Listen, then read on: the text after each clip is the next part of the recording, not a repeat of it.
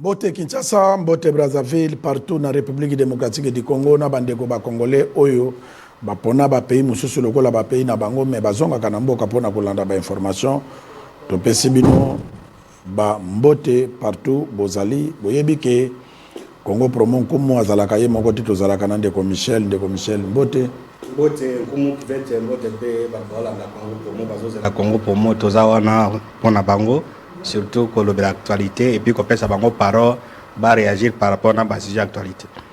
Balobela par rapport à sujet actualité on de commissaire là ko insister nga pena ko insister toza lelo na deux sujets premier sujet zali to kolobe sortie médiatique et ancien ministre ya finance Nicolas Kazadi makamba lobaki to ko solo na bino ba congolais lelo soki to longwe wana to kolobela lisusu ndenge justice militaire et pesa ki Senga qui Sénat à l'Ongola militaire ancien président de la République, sénateur en vie, Joseph Kabila Kabange et l'Ongola militaire parce que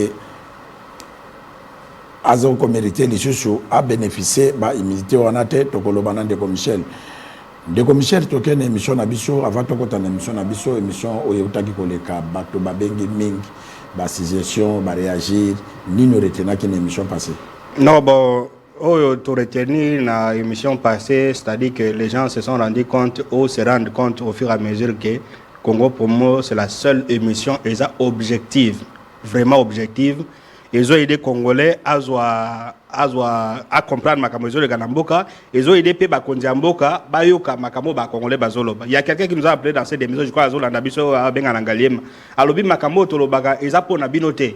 Tobenga pona binote tobenga pona bakonzi bayoka c'est-à-dire que oyo toloba o bazobenga awa ils ont élu les autorités ba président ba député banani et puis comme il y a un espace ils ont pesa bango parole baloba bakonzi mboka bazwaka vraiment en considération makambo ele kana émission oyo c'est la leçon que je vais tirer par rapport na bosenga o bato babengaki retenez une émission de 50 minutes, mais vous recevez jusqu'à 500 appels. Donc, on n'était même pas à mesure à quoi appel. C'est-à-dire que non, Bakonziambo va tenir compte dans Babylone, Congolais, surtout dans l'émission où ils ont fait sa parole pour qu'il va s'exprimer. Très bien, ils appellent à Bamonsu, Babenga qui biso balobi to za ba journaliste. To komisa kaka Félix Tshisekedi. Mabe à Félix Tshisekedi to lobaka te. Non, très bien. Ça c'est aussi une question qui revient non seulement dans la salle, même dans l'antenne. Mais je voulais répondre à cette question, à ce genre de questions. Journaliste Ndenge Azaboye, journaliste n'a pas d'amis, n'a pas d'ennemis, journaliste Aza au service de la population, journaliste Aza au service de la société civile. Vous comprenez? Ça c'est un. De deux, journaliste Aza évolue dans un environnement où ils ont défini la règle de fonctionnement. Un journaliste ne peut pas prendre les risques, les logs non à l'équipe, il tient des propos discourtois vis-à-vis de l'autorité, à Saliboye. Non, nous restons sur les faits. Si les faits montrent que le président ou bien le gouvernement a bien, c'est à nous de l'appuyer. Si il y a des gens qui ont marché bien, il y a permis de conduire, le ministre du Transport a insisté que non, le 30 juin, date limite à cause de permis, ça sera le temps de roulage. Ce sont les choses que nous. Donc, Bisso, ils ont on est en train de répéter, on les dit toujours dans le cabinet Félix Tshisekedi, ya pouvoir na été même bon ya bato na été nous sommes là pour servir la population qu'on peut saper population azala mon appel crédible mais ça là ba médias parce que vous allez ailleurs soki un journal net le monde de combien d'informations bato bandimi ngo que non ils ont information à solo soki LCI a ces informations que non information à solo pourquoi pas na Congo ils allaient journaliste à lobby kamwe journaliste nani le kamwa solo donc Congo promet tenter de tracer ces chemins là pour que non makambo to solo ba awa eza makambo ya solo eza ya parti prité eza ya jale loté. Ce qu'on joue en considération, au moment où ils ont raison. Je crois que tout ce que nous sommes en train de dire depuis des temps, nous avons dit même la fois dernière, la dernière émission que non, il sera difficile pour le gouvernement de l'Union nationale et le contexte. Je crois que tous les médias en parlent maintenant, tout ça. Donc c'est ça les journalistes, Moussala Naïza qui non a veillé dans la réalité tout ça. Alors comme on a déjà l'hôtel, mais biso ça la pona, tout aider population à que liboso à les capacités nous traitons l'information à biso avec objectivité. Nous sommes Moussala et autres. Très bien, Ndeko Michel, et le Colobé est très important pour nous respecter les médias et les Mboka, il y a Congo, parce que nous sommes journalistes. information bolana ba LCI wana ba France 24 ba biso tout totangi kaka communication et dans na moto atanga na lola te biso no totanga ka na sans moi.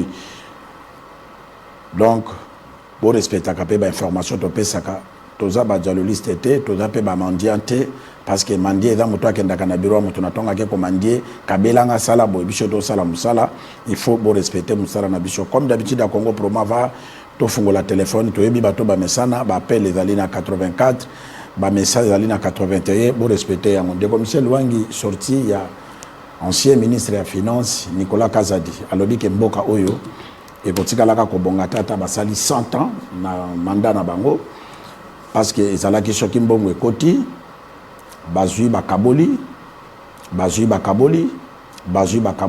eloko moko ekotikalaka kosalama ezate yo eta journaliste professionnel maloba ya Nicolas Kazadi wana eza ya solo ou bien ezali manipulation pour na balongoli ministre. Très bien, comme je crois que Nicolas Kazalo alobi makambo ebele, mais on peut s'arrêter na o lobby wana. On peut s'arrêter à détourner. Alobi pour naie, on lui a posé une question, est-ce que Congo est un bon Gezali? Lui comme agent national a bien bon Gezali.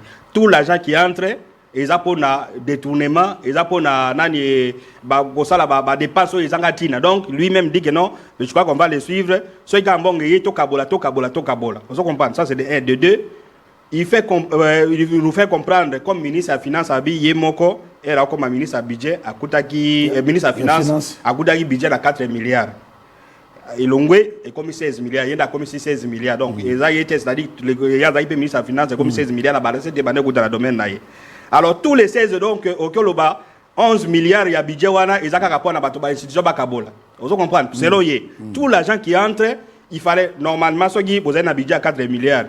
Soda bandozo ou bien fonctionnaire bandozo à $100 bon comme il a 16 normalement il faut multiplier même par 3 ceux qui bandozo à 20 km de route il faut multiplier fois 3 fois 4 parce que mon on est comme banni alors lui le grand casa il nous dit tout l'argent qui entre ils a pour la détournement et ça est là comme côté tout ça donc alors vous après c'est un exemple pour na reçu ça na ouais alobaki wana alobi assemblée nationale na 2018, ce n'est pas 2017-2018, fait des fonctionnements dans 5 milliards de francs congolais. Ils ont à peu près 285, ils ont à peu près 1 million 700 000 dollars au Babané. 2017-2018, je crois que 2017-2018, c'est Kabila qui était président. 2017-2018.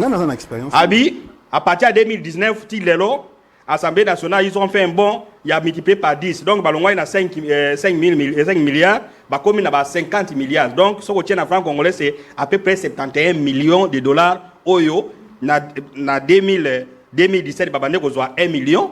En 2019, ils ont censé makamwe bonga et comme on a 70 millions. Donc, tout l'argent qui entre, c'est loyer et zoko banine. Alors, ne soyez pas étonnés. Voilà pour nous répondre ne soyez pas étonnés à comment la bandire zo salamate makamo zo salamate c'est-à-dire tout l'argent qui entre selon Nicolas Kazadi et ça pour le fonctionnement de l'institution et que ça la mon côté. Donc voilà ce que nous pouvons très bien de commissaire na zongela yo Patrick soko zanzela moko na komo mais mabiso to landa Nicolas Kazadi moi streka ya muke comme ça to zonga to commenter dans de commissaire. Ce n'est pas la quantité d'argent que tu as. Okay. C'est comment tu gères ce que tu as.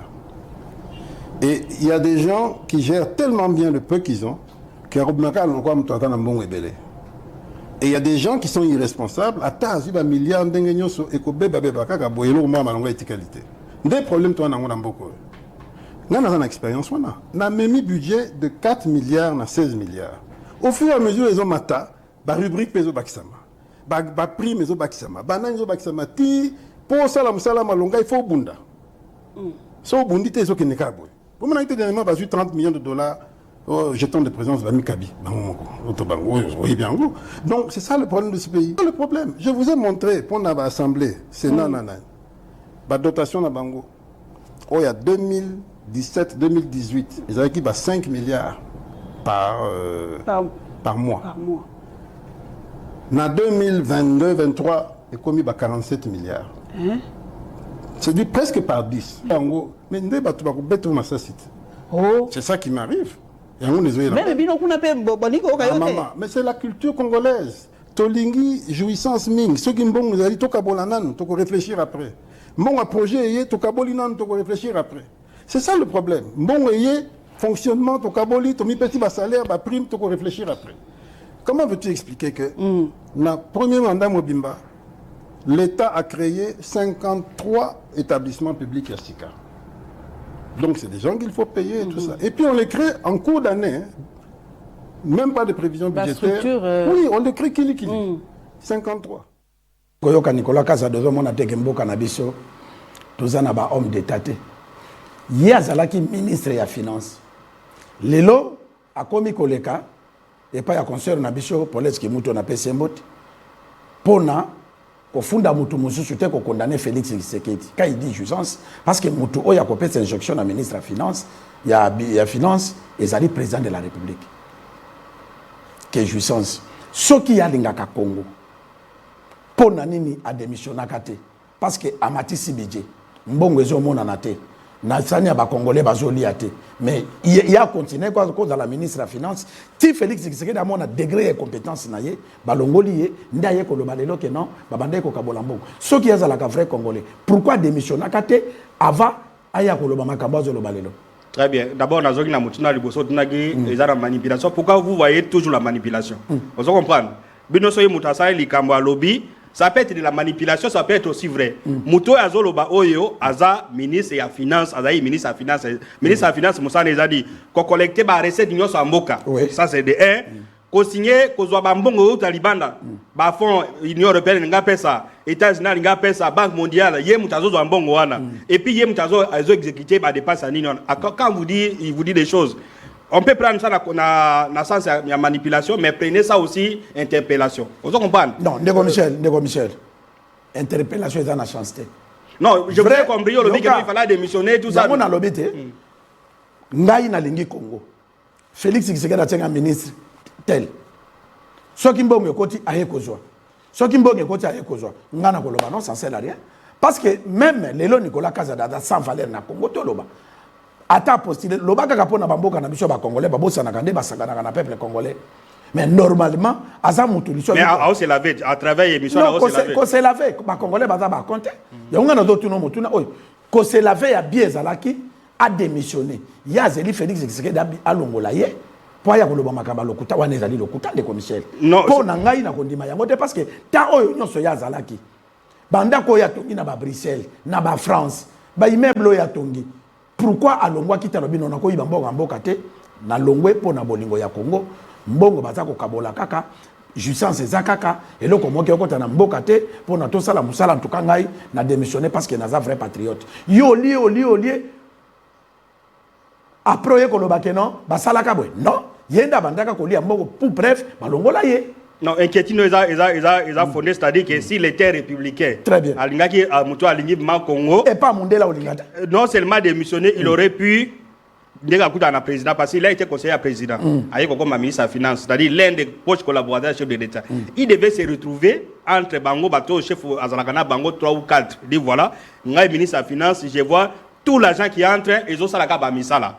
Et donc ça là c'est tout Kabola. Donc Kabola, il m'a dit le bagano ba primaire banal donc tout l'argent qui a ngai kessé en boka. Na on a ba mbongo zo côté belé. Nous avons eu un budget, on a ramené le budget à 16 milliards. Mais tala mboka. Alors mbongo tozo Kabola, na ba projet zo sala maté. Alors yo net mo konza mboka parce que c'est votre mandat et moi je préfère na pesio ni donc ça batonayo à l'ordre pour que notre sala musala. Il aurait pu faire ça. Est-ce que sala qui est loko wana point d'interrogation. So ka sala quitté bon, ça quitté pour ça qu'il fallait démissionner. Non, je crois que honnêtement, le président de la République ne peut pas accepter qu'un collaborateur net à niveau de finance. Aïe que non bon, ils ont aussi la dépense. Yebi sabato, je crois que le président ne pouvait pas fermer les yeux par rapport à Ninoana. Donc peut-être aussi il est venu se sauver que non bon, lui il voit une carrière. À mon ministre, c'était avant la carte de budget. Peut-être à niveau de la Banque mondiale, comme il a été ministre des Finances, il peut être consultant tout ça, mais il y a Monique non pour naïe. Dire qu'il y a la corruption, il y a les détournements, c'est mon moment où se laver pour naïe. Mais, on a une façon à défense naïe. Mais ce qui est plus important, c'est que non, les gens qui sont encore là, tout autour du président de la République, mon anan au bilo ko wana. Avant comme akuna de Michel, autre le bilo comme est important. Azalaka conseiller, avec comme ministre de la Finance, c'est qu'à proche collaborateur et président de la République. soki ayebisaka chef de l'état non mokonzi mboka tala mbonge kotaka ozozo akaka ezosala bien te ndenge ozozo mais yeba ko tukoloba naka dote abike non batunier pourquoi obane koloba te na koloba bato baza kuna ba kudu makata entourage donc lui voit l'entourage yete entourage ba musoso voilà baza kozwa mokonzi mboka système ezo changer te a démissionné ko démissionner zali pona kozala libre ke na lingi patrouille soki a démissionnaka sortie médiatique ne linga ezala na valeur mais sikoyo nana ko considérer muta ko considérer moi ça parce que ba komona kaka ke akosi pe effectivement akosi parce que misalo Félix Tshisekedi dazo sala na mboka azako bunda azako mata avion pona ko luka mboka etombwama abanda lisusu ko zwa mbongo wana abanda kabola na ministre ya finance abanda kabola na ba conseiller ozomona te ke dali ko luka ko salure eloko wana ko pesa président de la République conseil nini na ba oyo batikali ndengo linga kokota non conseil ezaboué c'est-à-dire que tout Congolais se poser des questions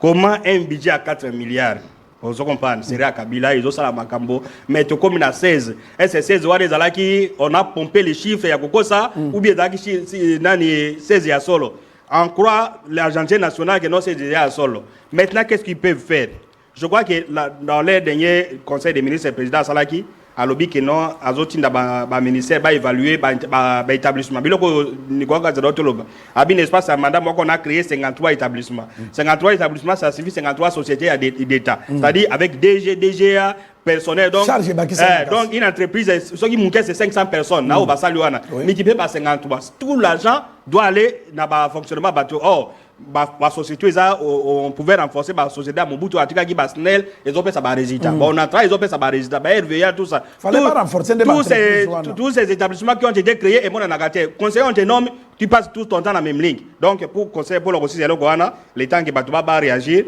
président de la République a quand même encore déjà téléphone thématique bon peut pour réagir mais là Nicolas Kazala lobby parce que c'est un collaborateur bazaki naï peut-être dans un courage à Golobate peut-être dans un courage à démissionner vous êtes ministre des finances vous gérez des millions ou démissionner yeku dabi que non dans la bambong et tout ça na bani donc peut-être dans un courage mais courage wana o ya Kolobalelo c'est pour l'intérêt du chef va se rendre compte que non ah bon peut-être je ne savais pas c'est pas de tout na bambong boye et ça peut m'abêter donc c'est un peu ça.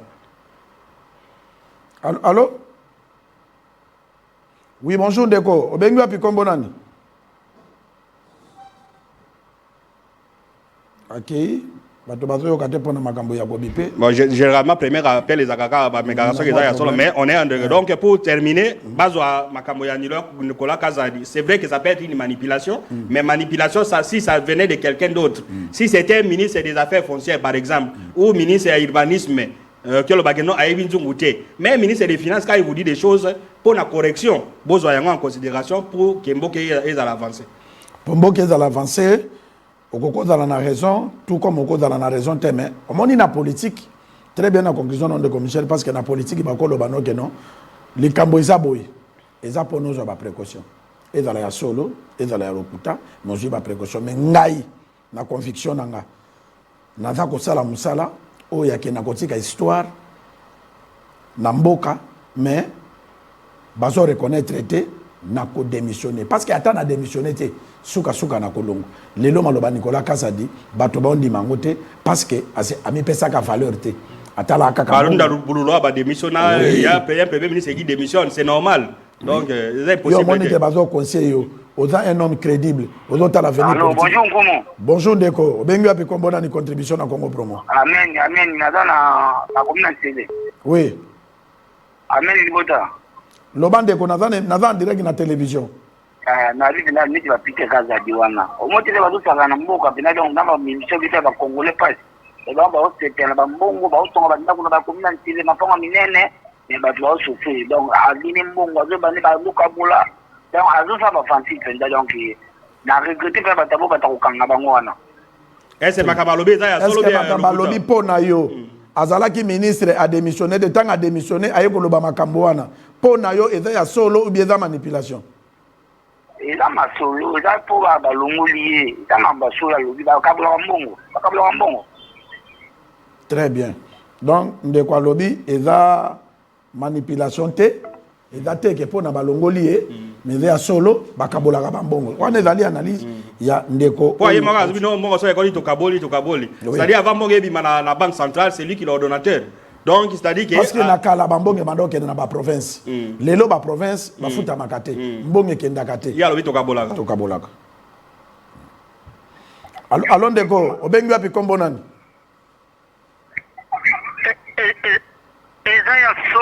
Eza ya solo alobi makambo ya c'est solo. présenté dans le ndeko c'est présenté au pesi kombo na commune obengi ndeko akei mais quand même alobi eza ya solo pona ba congolais bazomona ngo ya eza ya solo mais nga naza ko insister que ngai naza ko croire rango te parce que pona nini pona nini congolais kokoma na esprit ya démission te même que ça point de presse que non donc ils ont compte maison si ça ministre ya finance actuelle est-ce que mbongo bazo kabola bangonde botinde atina mbongo na ba province te alors ndeko obengi wapi kombo nani allo na bengi na oui abengi na combien na makala comme on a Jonas combien na nini makala ya makala oui contribution papa Jonas ya allez-y contribution na ngai eza ya solo parce que tu as dit gouvernement na biso ba politicien na biso so ba vérité ba mason so ba na quatre so ba binil ba nande ba vérité eza ya solo la kisi nini eza ya solo kaka mazolo ba bien na longwe eza manipulation ndenga longwe ndai kokosa po bai na pouvoir allô eza vérité alobi makambo ya solo makambo ande kosala yango ya dunia dénoncer yango alobi eza vérité parce que oloba jamais likambo oyo asa basalaka te. Très bien. Alors, Olobi Peloko a démission, vous avez raison. Il aimait les Congolais plus que Batou Bana régime Nabangoana. Alors, à part qu'au démission, il pouvait même tenir un point de presse que non, mon réseau Kota. Nazo mona misa izo sala matière ça yé muto comme crédible nga za la même crédible que nos collègues na mona bambongo za to même ndenge bandeko ba ondima ezaka pona kanda ou bien nini mais biso bato baza objectif de commissaire na kondimate parce que ministre de finance ya za sikoyo biso dozolo bat ba province de Bangombe ba nini bazwa keloko ye wana fandi atako se réjouir atambola kana Gerofar mais lelo soki alongba ya kokosa makambo ngeno ba manipulaka siko batiaki e ministre de finance pour nali akambongo akabolaka ou bien et servir mboka alors ndeko obengi wapi kombo na ni contribution allô bonjour na bengi na komina imbantseke ndeko wali ndeko wali na kimbantseke contribution contribution na nga eza bwe papa makambo oyo ndeko Nicolas lobi maretu alobi yango na moment moko ya mabe mais eza vrai poso totali bakoso bakoti na gouvernement faso basanrijisaka façon comme na bambongo ya la normal te soka asime poste moko ya l'État na mwa ntango moke ngo na vie échange mais mboka nano ebongi te papa so toki exemple ya mosusu ndeko pardon zela dimne volume ma télévision po toyoka yo bien ozoloba makambo ya kitoko mais ozoyokana te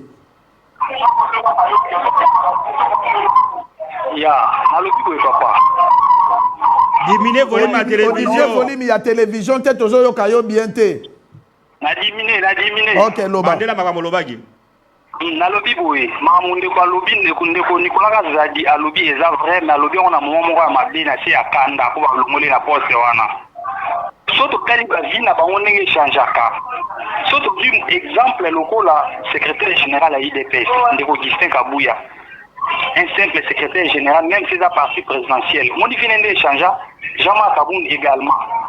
Donc Jean-Marc Kabound a dans carte de l'institution a dénoncé le coup. Malgré tout ça, là, on a ceux qui vont dire candidat tombe le mais c'est vrai mbongo ya mboka papa. Tout mais quand on vote la boza miko, vous me voter là non, pas va venir on échange aka. So assumer poste à l'état.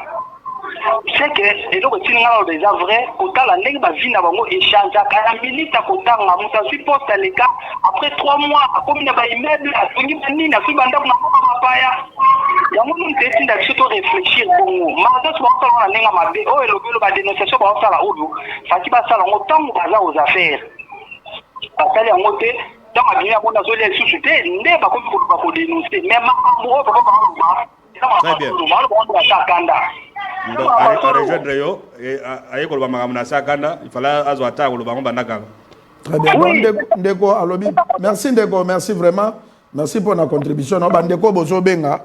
Ce que ozo benga, on monique au côté à ligne, aux en direct, dimne volume à télévision. Parce que tant aux en direct, aux télévision dans l'écolo, et bando ça la maquette, bato ba Hollande bien té. Tu as mandé commission comme ça, on appelle ça des commissions de parole. Alors des combos, to benga puis combo nani. Allô? Oui, bonjour, benga puis combo nani contribution aux en direct. Oui,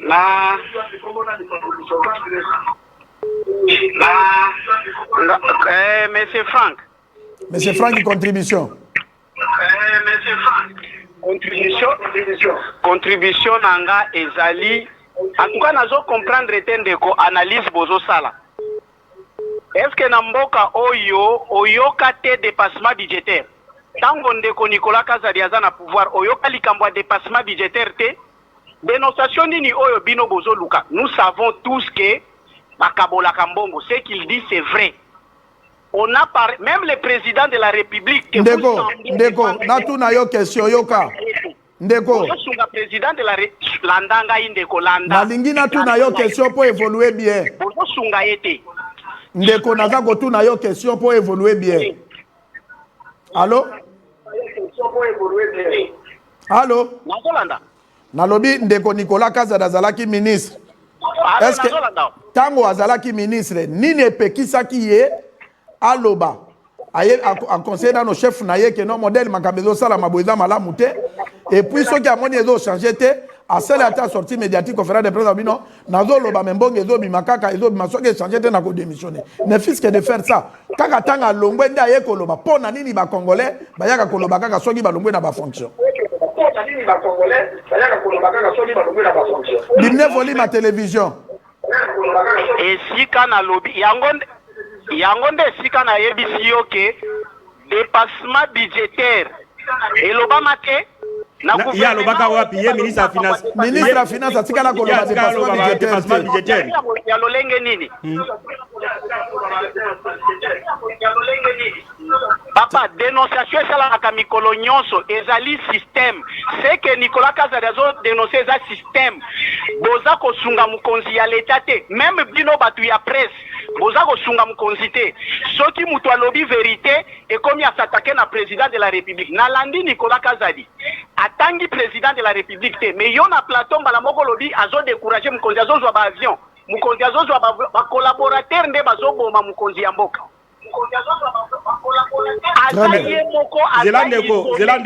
Zelandeko ba journaliste na bino ba ministre boza ko sunga mukonzi te. Très bien, merci Ndeko. Nkulu nazo qui sont parole. D'abord, biso do sunga mutu. Kinshasa vous avez à peu près 350 télévisions, il n'y a pas une chaîne à télévision oyo leki na mukola lelo. C'est-à-dire tozo sunga. Alors, ceux qui Nicolas Kazadi il y a des tournements. Est-ce qu'il vise qui? Un conseiller à la présidence, il vise député ou il vise le président qui a été élu pour la Sabamisala. Très bien, Ndeko Michel, na compris son parole. Na lingina recadrer Ndeko Kandenge Ndeko Michel a Koloba. Tango tozo loba kazolo belela mukonza mboka. Soko yebite ndenge gouvernement salamaka. Eza na ba ministère eza na obéissance que mutakotia yango ezali ya présidence de la République. Soko yebite. Alors tango ministre ya finance qui peut lui donner injonction que non mbongo ebimi to kabola. Parce que ezolo ba ke biso to lobi kaza ko attaquer directement chef de l'État. Peut-être on doit comprendre te. Ministre ya finance il peut ça la likambo il fait une injonction après et pas président de la République. Parce que Mouto va voter que chef de l'État d'Azali numéro 1 ya ko gérer richesse à Congo. Ministre Azali wana Azali caissier, il gère. Pour abimisa il faut instruction et ya. Mais ça na ba budget o yeza officiel, o yo ministre la finance il fait ça là. Net par exemple toi na ministre la finance lelo. Ba province tous les 26 provinces rétrocession, frais de fonctionnement, nyo sekendakate. Nana zo pekisaye. Mais avant le balikambo, il faut maîtriser. N'est-ce pas le dépassement budgétaire. Nicolas Kazadi, dans sa fonction, a tikala jamais qu'on ça la sortie médiatique pour le bakeno. Budget Matibo et budget Kitibo et Salama. Et puis dépassement budgétaire, les hommes gouvernement c'est au Parlement, il y a eu dépassement. Donc avant le balikambo, tant que le baké biso ba journal ton président, biso tout ça la présidence Mais tant qu'on dit kabebimi na mboka to pesa quand même bino ba congolais opportunité pour se réagir. Mais tout ça là kuna te chef de l'état dans la conseiller communication directeur de la communication na est-ce que ça pesi bino population opportunité pour réagir. Tant que bolo baka makambi faut réfléchir. Bolo ba makambu te ka pour na sentiment. Non, nous ne sommes pas des opposants. Toi pe ba toi régime te, to ça ba congolais. Ba journaliste ya mboka, toujours réfléchir pour na ba institution tambola bien, mboka etambola bien. Donc, au cas où taxer, biso te geno tozo sunga mo konza mboka te toza ba conseiller na été. Très bien, vous prenez ça d'après un coup qui va. Allons deko, mbote obengi wapi kombo nani? Oui, alors mbote na bino ndeko Kilosho à partir à Mongafula. Très bien deko Kilosho na Mongafula contribution. Na lobby boye, maram oyo Nicolas Kazadi a lobby eza maram oyo ba opposant balobaka chaque jour que régime ya ndeko Tshisekedi musala na yango jouissance kaka. Lelo lorsque patron ya finance publique, atteint patron ya finance publique, a affirmé que régime Tshisekedi ça la premièrement pour l'intérêt ya bango moko. Il fallait qu'il peuple congolais et au lieu de pas discuter au thé et il fallait que le peuple ait téléma et marché. Parce que ils ont passé. On a pays moro oyo, on a pauvreté, il y a extrême. Comment un groupe de gens, par exemple, Kazadi, a affirmé qu'il va Kabola 30 millions de dollars dans jeton de présence. Imaginez-vous, 30 millions de dollars, 30 kilomètres de route par individu, par famille, par Kabola, à l'aise. Il s'est fait famille Kimia. On peut me dire que Kazadi, pourquoi à l'objet en retard? Ce n'est pas ça le problème. Le problème est que Kazadi a décidé cette information que le régime Tshisekedi et Kabarapon n'a pas prêté. Et ça sonne hier. Très bien. Patrick, Ndeko Michel, avant Nazongela yo, mais Nazongela n'est pas na yo. Nalingaki avant Nazongela Tolanda parce que Patrick a changé de thématique. Tolanda, président du Sénat, ndenge alobaki, ndenge justice militaire et pesa qui est ke balongola, ba militaire ancien président de la République et puis sénateur en vie. Tolanda, bongo tozo ma réponse à Sénat.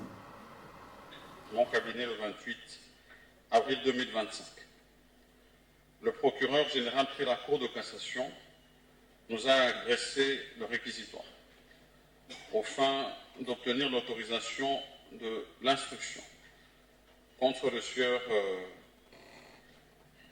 Ningepo Michel, honorable sénateur. Le deuxième réquisitoire, par sa lettre numéro AG, barre 0478, barre 2025, l'auditeur général près la Cour militaire nous a adressé le 30 avril, réceptionné le même jour, le réquisitoire tendant à obtenir la levée des immunités et l'autorisation de poursuite du sénateur à vie, M. Joseph Kabila Kabange. Ces deux réquisitoires seront traités conformément à la Constitution de la République et au règlement intérieur.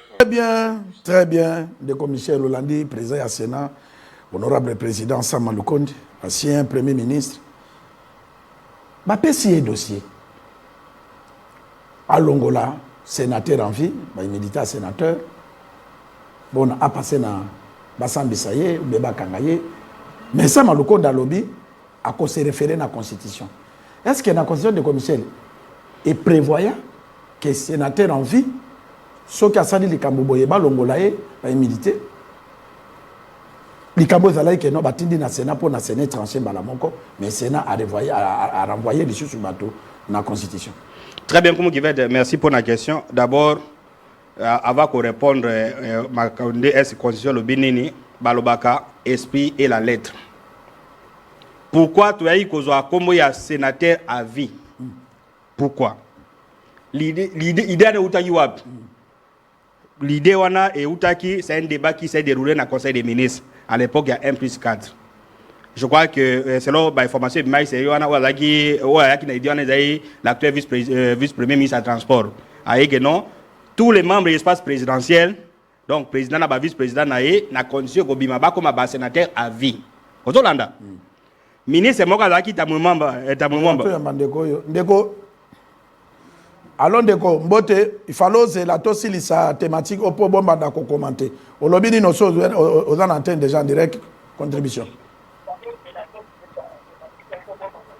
Alors ndeko contribution. Alors bonjour. Bonjour. Oui, j'ai suivi Nazolanda attentivement l'émission telle que Zoleka. Oui. Je pouvais intervenir sur les deux volets. Volet Nicolas Kazadi et volet levé des immunités parlementaires. Du sénateur en vie. Oui. Oui. En fait, Nicolas Kazadi, ce qu'il dit est vrai.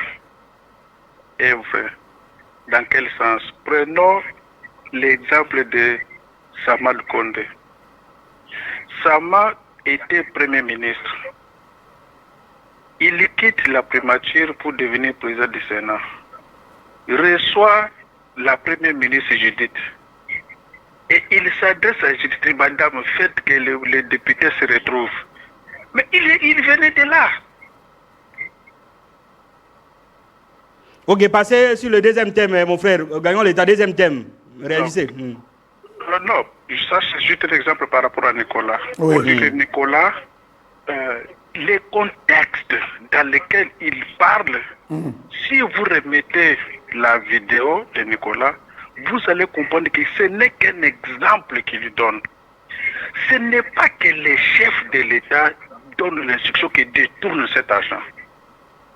Le projet est fait, l'argent est décaissé. Les gens qui sont tout autour du projet, partagent l'argent et ils cherchent comment justifier ça. Il y a eu un ministre ici, localement, ici, Thomas Louaka, au gouvernement Kabila. Il prend l'argent pour arranger l'avenir Kabila. Il dit qu'il a mené la terre jaune avec une technologie sud-africaine. Mais quand le gouvernement est arrivé, Thomas Louaka a commencé à débourser de sa propre poche pour arranger l'avenir Kabila. Donc c'est quoi? C'est lui à qui on donne la responsabilité d'un projet. Quand il détourne, je connais le chef de l'État du fait qu'il ne punit pas. Mais c'est lui qui a ça. La justice est là. Très bien, allez-y, passez au niveau du deuxième thème pour gagner le temps. Ok, par rapport au deuxième le thème que vous venez de mettre là, oui. Donc,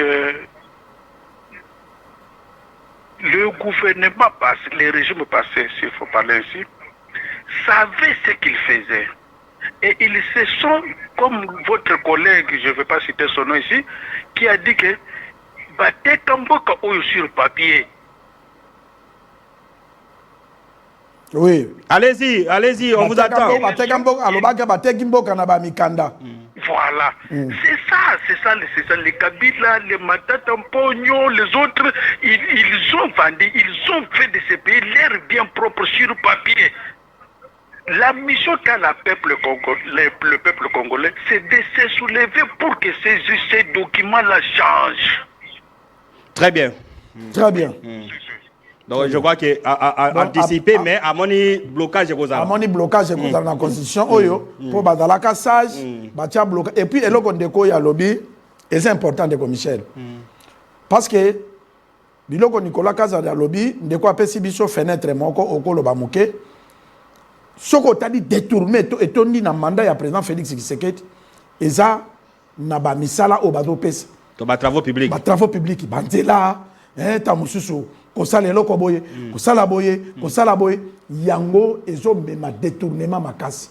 Même na province à Tchouapa, ba pesa voirie, ti lelo. Mbongo ane vanda, aéroport ya Tchouapa. Et si kalaka kabongo batonganda ko esila bakite eloko te aéroport. Kene Congo mobimba donc tout Congo c'est comme ça. Tata Tchouapa kaka. Otali na Tchouapa, bâtiment administratif, ba komo lukavena.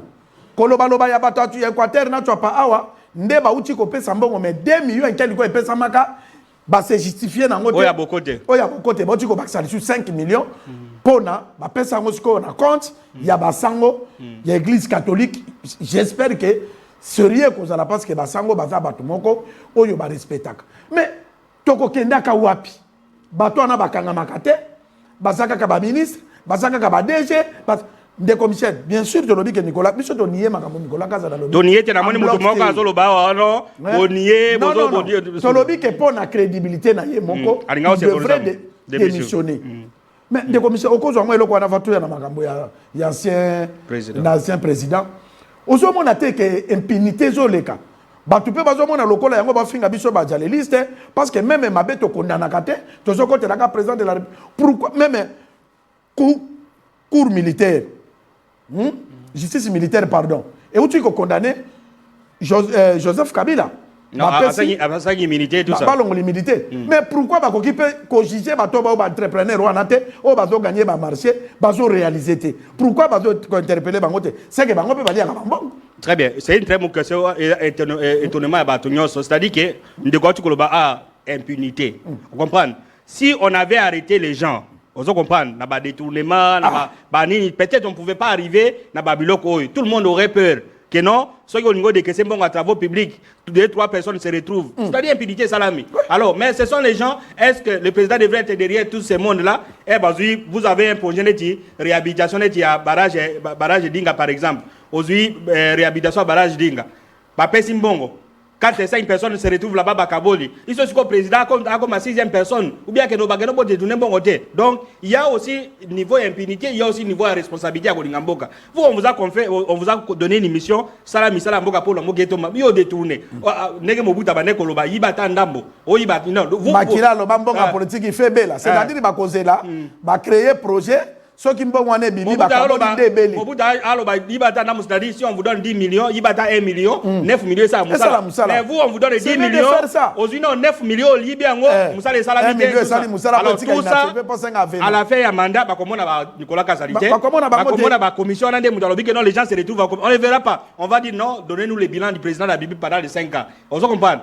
Qui est ce ministre-là qui va endosser que non? Moi, j'étais dans une commission, on s'est partagé l'argent, 30 millions pour les aides de présence au conseil. Donc, niveau impunité, oui, Zali, mais aussi sans sa responsabilité à Golingamboka, on vous a confié une mission, faites ce travail-là avec alors, je voulais te rapidement, alors, comme il y a un sénateur à Viota qui n'a conseil des ministres, toi, moi, je propose que non, à tel président à partir naïe, Abiba membre de l'espace présidentiel, jamais comme un sénateur à vie. Alors, le sénateur à vie, ça serait un président de la République élu.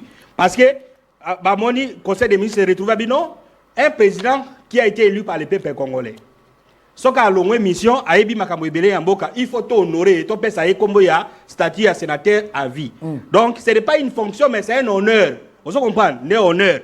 Constitution, la disposition, on a baillé côté à Sénat, que non, le Sénat, ils ont un nombre de sénateurs, y compris les anciens chefs d'État. Les chefs d'État, un ancien chef d'État comme sénateur, il est sénateur à vie. Sénateur à vie, ils ont à l'ati plénitude, il y a avantage, c'est-à-dire que non, il est exempté parce qu'on reconnaît lui comme sagesse, ainsi de suite. La Constitution n'a pas réglé ma justice. Constitution lobby d'abord et lobby pour un sénateur à vie, il est seul. Pour la plénitude de pouvoir, il n'a pas de suppléant. Il ne joue pas même un rôle à sénateur. Un sénateur, ce qui s'absenté dans des cas, il y a session, mais lui, le sénateur à vie ne peut pas être invalidé. Donc, Azara va pouvoir reconstruire non seulement sur le problème de l'administration, mais aussi sur le problème de la justice. Alors, la justice n'a pas réglé la Constitution, la justice a réglé son article, il y a une loi portant statut des anciens chefs d'État. Vous comprenez? Dans la loi, nous prenons par exemple l'article 8. Babi, pour les actes posés en dehors de l'exercice de ses fonctions, les poursuites contre tout ancien président élu sont soumises au vote à la majorité des 2 tiers des membres des 2 chambres réunies en congrès. Poursuite, c'est-à-dire que non, dans la phase pré-juridictionnaire, Oyo, maintenant, justice militaire, ça, on comprend. Sans dans le cas de il y a poursuite. C'est-à-dire que non, avant de réfléchir que poursuivre un ancien chef d'État, il faut parler se réunir en congrès. Tous les 2 chambres. Tous les 2 chambres. Donc, vous prenez 500 députés, 9 sénateurs, au Sali, ça donne quelque chose comme 609 faut diviser, donc il y a 419 personnes. Pourquoi? Parce que la Constitution lui a donné plénitude, que non, le sage à pays, c'est lui. On ne peut pas l'arrêter n'importe comment, on ne peut pas non plus, il y a ça. C'est pourquoi, pour qu'une phase, il y a Balongola, immunité à Joseph Kabila, C'est pourquoi le président du Sénat dit qu'il va se renvoyer à la Constitution. La Constitution ne dira rien. La Constitution n'a rien dit. Elle peut se dire que non, Azaz sénateur à vie avec toute plénitude et pouvoir. On se référer. Donc, moi, je crois, le président du Sénat, il va jouer au président pilote à côté d'un cour constitutionnelle. À que de quoi interpréter. Article là, que non, sénateur à vie peut-être c'est la Cour qui va interpréter. Mais je doute fort. Loi portant pas modifier, loi portant statut ancien chef d'État. C'est une loi qui protège tous les anciens chefs d'État qui viendront dans ce pays. Alors, ce qu'on a touché, on a déverrouillé. Donc, ce sont les lois, mais il y a non, les textes, mais il y a un parlement. Je crois qu'il y a un député de la majorité présidentielle. Ah ouais. À ça, qui va modifier l'article, on a la loi portant statut chef de l'État, ainsi de suite. Mais tant que on ne peut pas poursuivre un chef d'État, un ancien chef d'État, en un ancien chef d'État comme sénateur à vie. Au moins, en français, est soutenu. Ce qui en français simple, sénateur à vie signifie le reste de toute sa vie. Ça, c'est. Et là, que sénateur en officiel. Sénateur à vie. Ada sénateur, ce qui n'est pas melongwe. Wana na français simple, mais lorsque vous allez dans le français soutenu, il y a une faculté de lettres à l'unique. Ce balobi sénateur quelqu'un à vie, c'est-à-dire perpétuel. Très bien. À jamais. Et donc la liwa mais à vie ça signifie perpétuel à jamais, c'est-à-dire que un ancien chef d'État qui a été élu dans la limite. À sa limite même ce qu'a Koufi bana naé ba koya ko jouir, c'est ça en français le mot à vie. À vie ça signifie perpétuel, à jamais, sans fait. Vous comprenez? Donc, c'est-à-dire que non, pour qu'un ancien chef d'État soit poursuivi, pour se dire, il faut passer à la Congrès et se réunir. Le Sénat ne peut pas enlever l'immunité à un ancien chef d'État. Et puis, pour que l'immunité d'ailleurs, et puis, l'immunité c'est que ça, Maloukonde a respecté la loi, Sali, Manigance. Non, ça m'a dit ils vont traiter, mais à contre-traiter, ils ont un niveau à ça matin. Parce qu'il ne peut pas interpréter la Constitution. À côté, peut-être coup constitutionnel qui dit l'article 5 de la Guisinine. Et qu'est-ce qu'un sénateur a vu? Est-ce qu'un sénateur a vu immunité, mais article à sénateur? Et donc c'est tout un nom. Alors, le grand problème a été posé dans la loi sur portant statut à bassin chef d'État. C'est là où ces problèmes sont. Donc, pour dire qu'il n'y a pas sur le plan juridique, il est impossible aujourd'hui à poursuivre un ancien chef d'État, à l'occurrence Joseph Kabila. Très bien, Déco Michel. À ton demi coïté, Dimamba Ngounaye, Congo Promada qui contribuer. Mais certaines personnes peuvent réagir, moi, aussi, pour contredire tout ça. Vraiment, Congo Promada qui travailler, pour contribuer, pour il y a un appel à la Banque qui va avoir résumé. Avant na zonga pona yambata appel moko Patrick mais mabiso na province à Tchopato landa IP Tchopa comme ça tout zonga.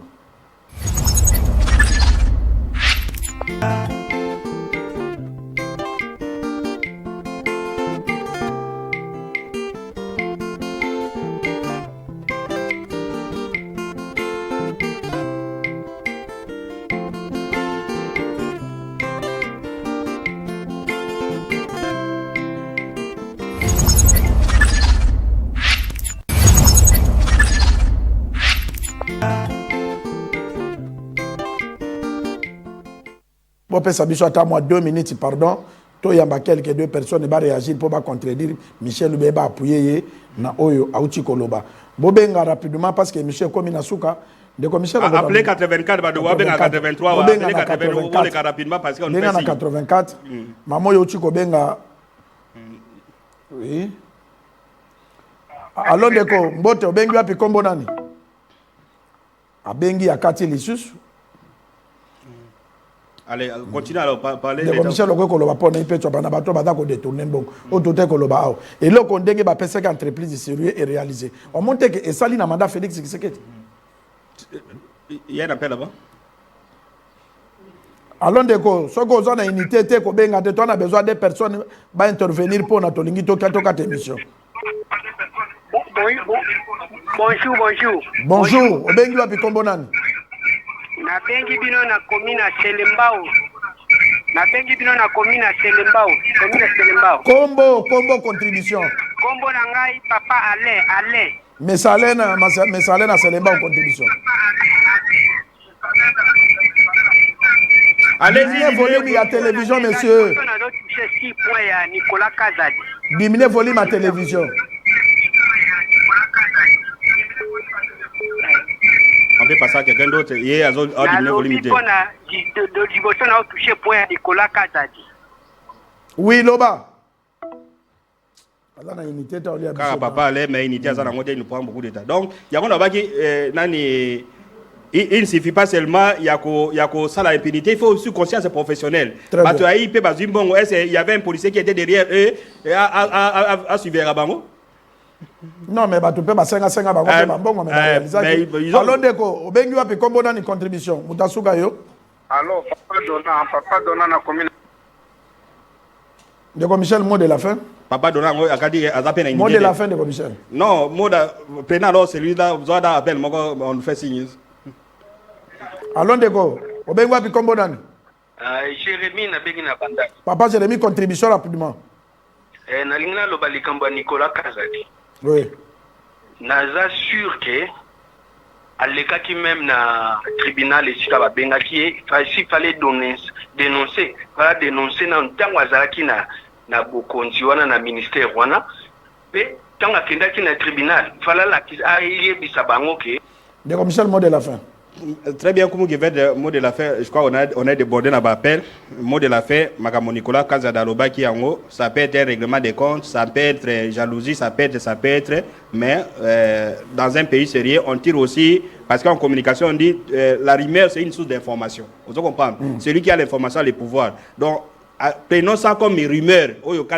Prenons ça comme un ministre de la Finance, n'importe qui, un Congolais, ça a besoin d'informations. Mais en ce qui concerne les poursuites contre l'ancien chef d'État Kabila, nous avons expliqué la condition n'a pas permis. Donc, pour que Babanda phase de pré-juridictionnaire, il faut des chambres réunies en congrès, mais on ne peut pas enlever ces immunités parce que les immunités, ils ont à vie durant toute sa vie. À vie, ça signifie en français aussi perpétuel, à jamais et pour toujours. Pour toujours, c'est-à-dire que non, comme les anciens premiers ministres,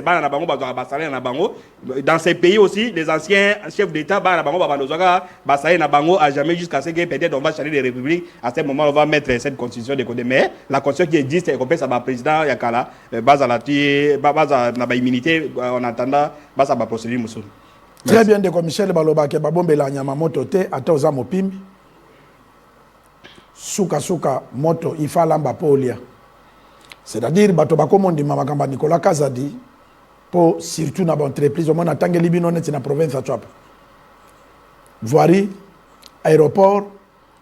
Mais dans le moment, c'est lui qui était ministre des Finances. Dans le moment, à projet, c'est que Bakabola Mbongo. Il a aussi été ministre de la Finance dans le projet. Bapi Sele Nyamankoni. Bicho de Kolobana Mokonzambo Kakake. Toza Kosungayo pour na oye babato malamu na bato mabe. Mais conseil en commun qui fait des alinines. Gouvernement d'Union nationale et koki kozela ba makambo yote et bima rapidement parce que mboka vraiment ba congolais ba souffrir. Comme on a des commissaires bazali balé oyo bakanga mabokete bye.